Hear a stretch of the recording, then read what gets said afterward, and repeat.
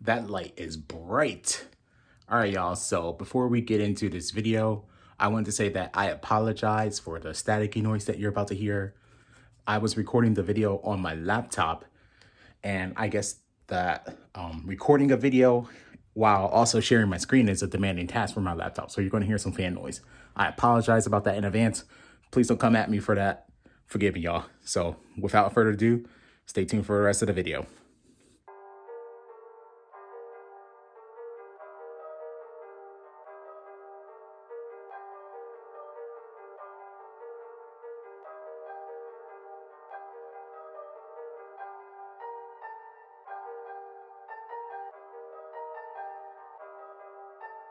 Hey, what's up guys? Welcome back to the channel. So today I have a quick video for y'all. I wanted to talk about the PS5 and the scalping situation. So I still do not have my PS5. I'm holding out. It seems like the scalpers are winning the battle of the retails.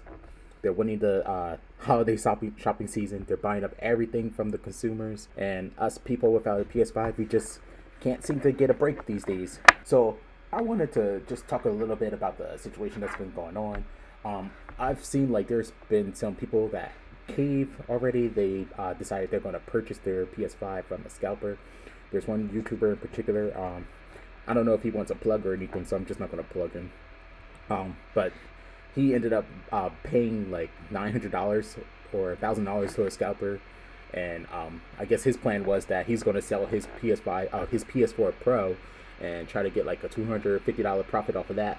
So that way, like his money that he makes can go towards his PS5, and he ends up only paying about like another $250 or $150. I don't want to go that route. I don't want to pay a scalper. I don't want to give them the gratification knowing that they got my money, because like if you pay like $1,000 for a console, like the PS5 itself is only like what, $500, and then if you want extra controllers, like another $70, and then if you want like 3 games, it's like $70 each. So you're paying about like $780.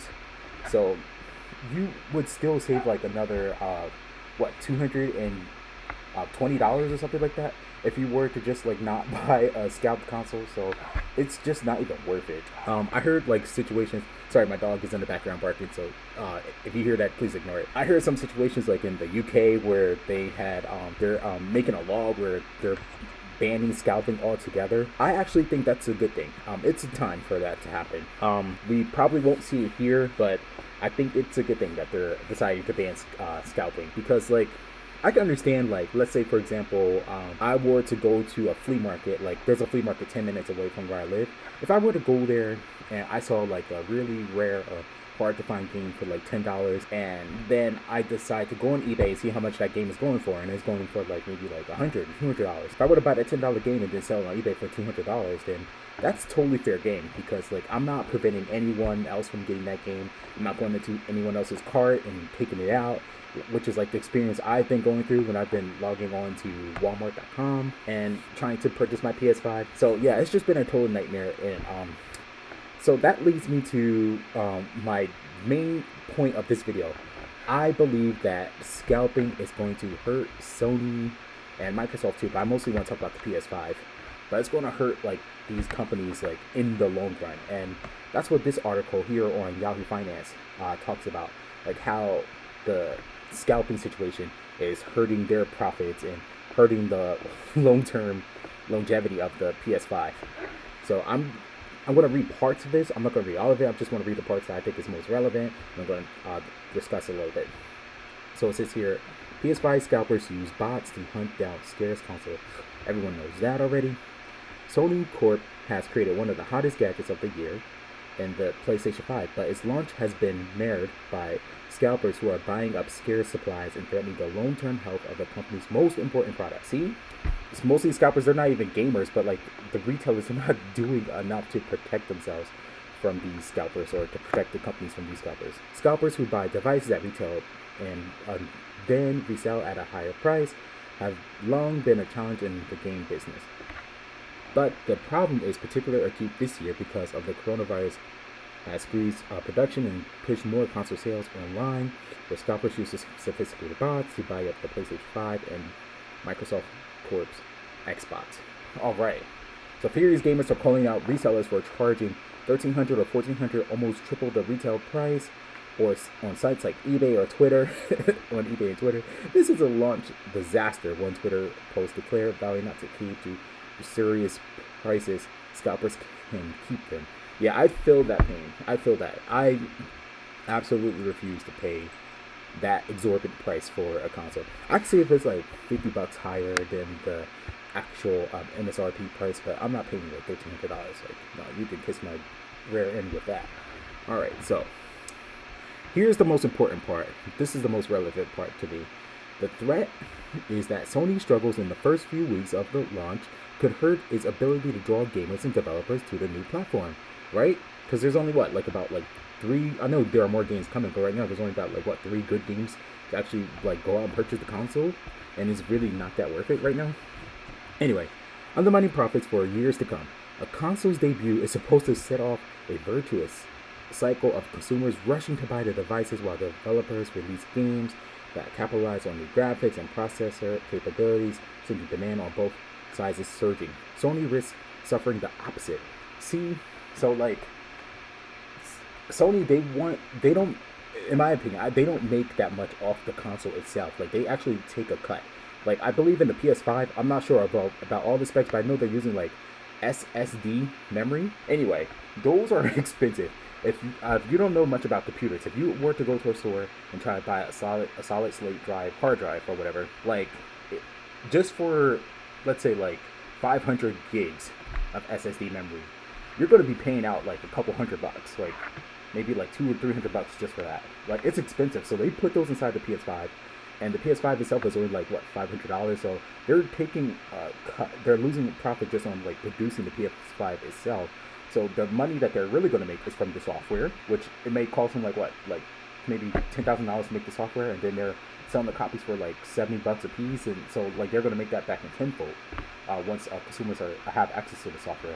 And then they make money off of the accessories like the controllers or the headset or the webcam. But if you can't get the product to people like me who's willing to pay the price, I'm willing to pay MSRP price, I'm not paying the markup price from the underground market, from scalpers, then they're going to be losing out on a lot of sales. All right, but I digress. Let me continue. I'm going to skip a little bit. The company share price rose 2.7% to a 19-year high on Wednesday amid undiminished and growing enthusiasm for gaming stocks that saw rival Nintendo surge by 6.6%. Sorry, I'm a little tired. Anyway, scalpers deploy bots that constantly monitor online stores for changes in inventory and supplies, that automatically place orders and checks out in seconds where devices become unavailable. Yes, totally true. It's a pain in the rear end. The technique is based on a familiar web crawling or scalping technology, but is specifically tailored for e-commerce and can sometimes jump to the front of order queues. Yeah, yesterday I went to psdirect.com, tried to order a PS5. I waited for the clock down, for the timer to tick down.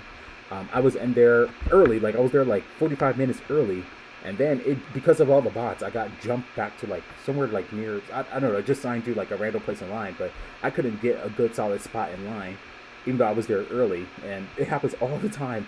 I waited on my computer for over an hour, and then by the time I got into the store, it said all the consoles were sold out. And it's like that all the time. You go into Walmart whenever they launch it, the bots, they just flood in there, and even if you try to put the console in your cart and check out, it just won't let you do it. All right, so let me keep going.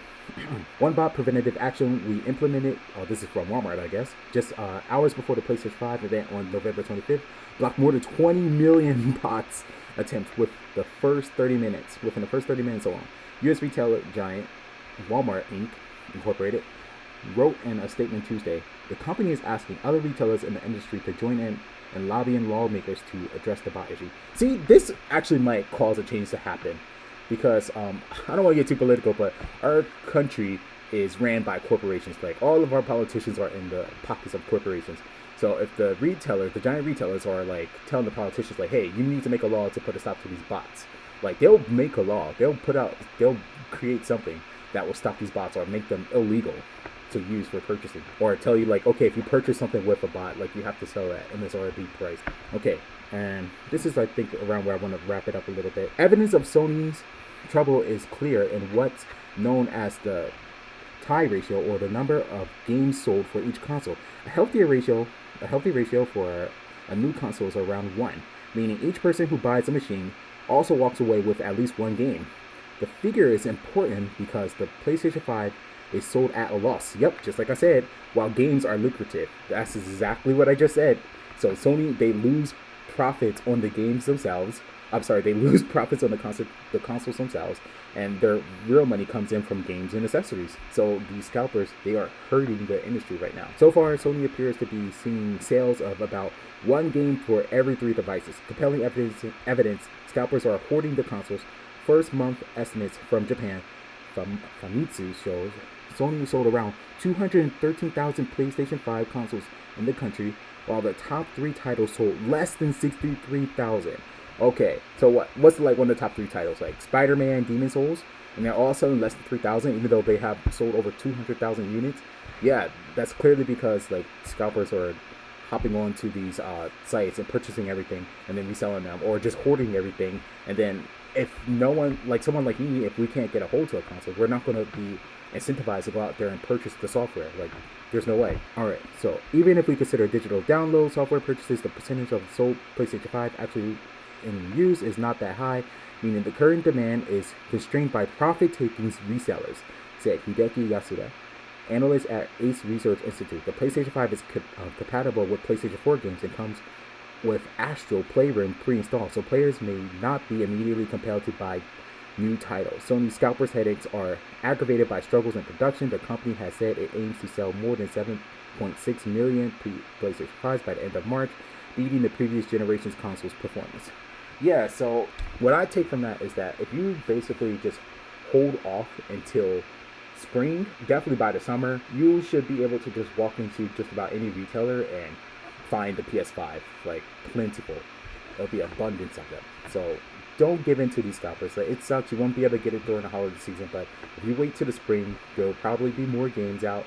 The current launch titles will be discounted, or you can find them used at like a GameStop or online somewhere for a much better, more reasonable price. And then the scalpers, they can suck it because they're not going to be able to sell their consoles. They're going to have to try to return them or take a loss of profit by selling them for even a cheaper amount, or they're going to have to just like sell them for the regular MSRP. But who wants to buy something like a console for MSRP from some random Joe Schmo off the street, when you could just go to a retailer, and that way if something's wrong with your console, you can your warranty will still be valid. So that's all I wanted to say for this video. I just wanted to like discuss the situation going on with the scalpers. I know it's kind of like redundant at this point. There's so many videos on YouTube already about this, but that's all I have for this one. If you like what you saw, make sure you leave a like, comment, and subscribe. Stay tuned for some more videos. I'll be back with more content soon. I'm entering my winter break, so I'll have a lot more time to record videos and make more content for you guys. But that's all I have for you. Stay tuned, and I'm out.